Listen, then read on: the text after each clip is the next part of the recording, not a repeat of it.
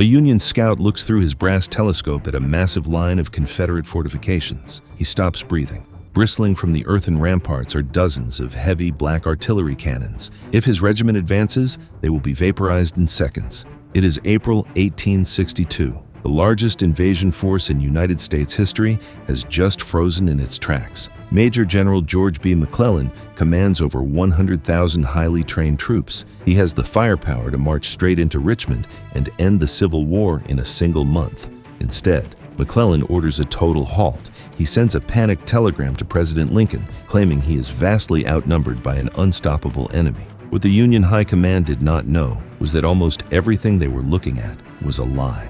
Holding the line for the South was General John B. Magruder, a man known in the old army by his nickname, Prince John. He wasn't a legendary strategist. He was a master of amateur theater.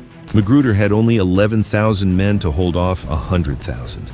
Knowing he would be crushed in a real fight, he turned the battlefield into a stage. He ordered his single brigade to march in circles through a small clearing in full view of Union scouts, disappearing into the woods, changing uniforms and marching through again.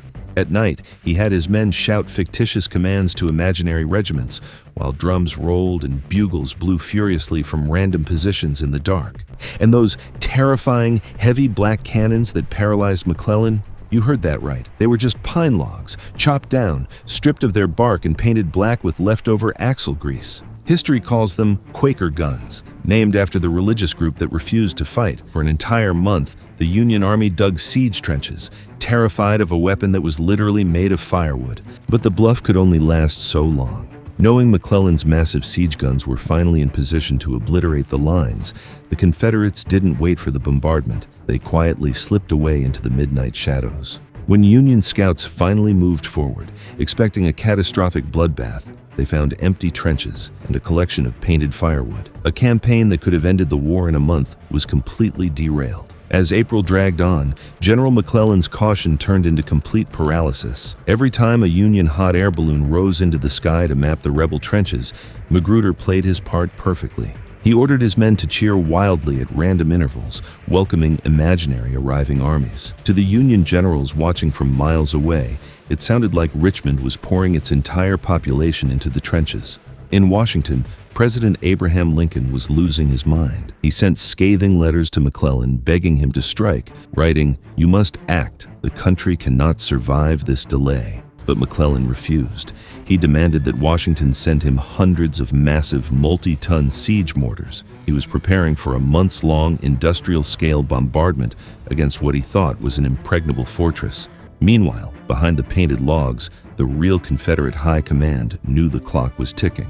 General Joseph E. Johnston arrived on the scene, looked at Magruder's theatrical setup, and realized the bluff could only last so long. On the night of May 3rd, just as McClellan was finally setting up his massive siege guns for a grand assault the next morning, the Confederate lines went completely silent.